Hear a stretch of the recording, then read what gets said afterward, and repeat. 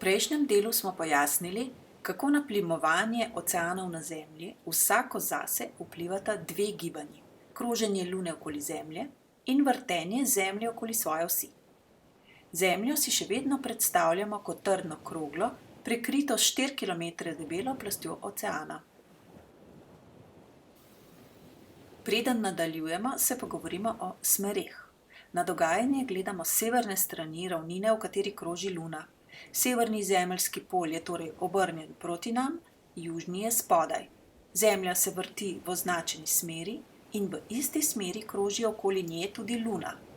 Vzhod je tam, kjer nebesna telesa vzidejo, in zahod, kjer čez čas zaradi vrtenja Zemlje zaidejo.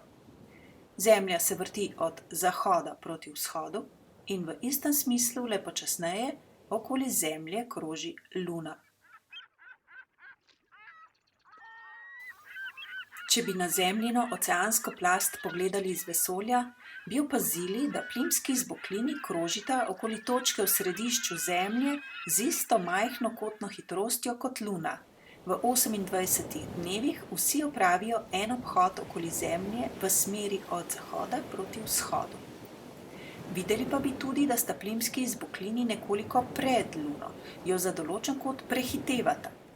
To prehitevanje je posledica hitrejšega vrtenja trdne Zemljine skorje v istem smislu od zahoda proti vzhodu, ki s seboj vleče tudi oceane Zemlje in zanese v smeri vrtenja tudi plimski izboklini.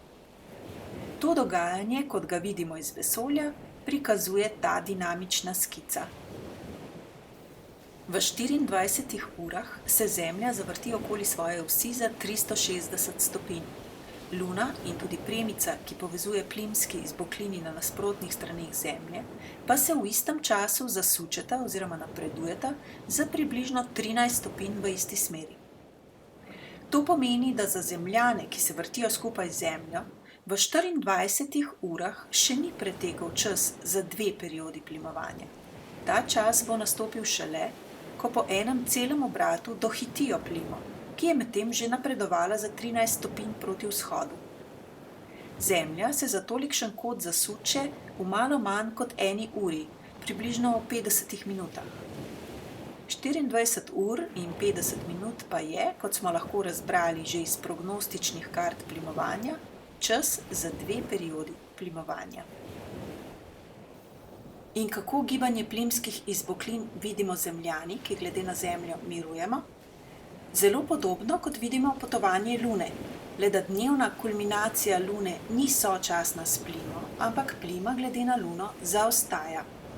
Navidezno gibanje Lune od vzhoda proti zahodu, ki ga opazimo z Zemlje, je posledica tega, da se dejansko vrtimo Zemlja in mi z njo v obratnem smislu in da se vrtimo hitreje, kot Luna kroži.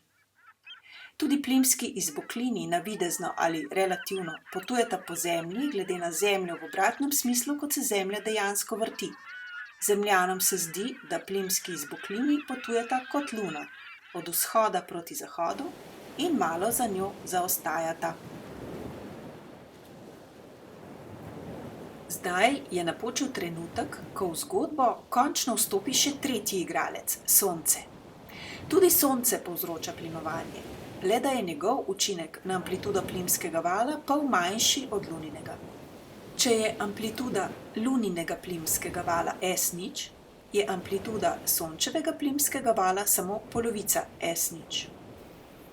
Ob mlaju in ščipu Luna in Sonce združita moči.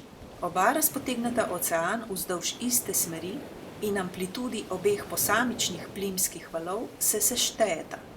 Plimovanje je tedaj najbolj izrazito. Amplituda je S0 plus polovica S0, kar je skupaj 3 polovice S0.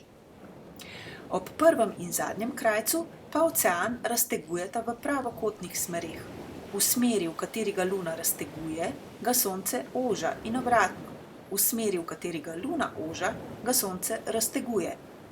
Amplituda plimovanja je tedaj enaka razliki amplitud obeh posamičnih plimskih valov. S0 minus polovica S0, kar je skupaj polovica S0.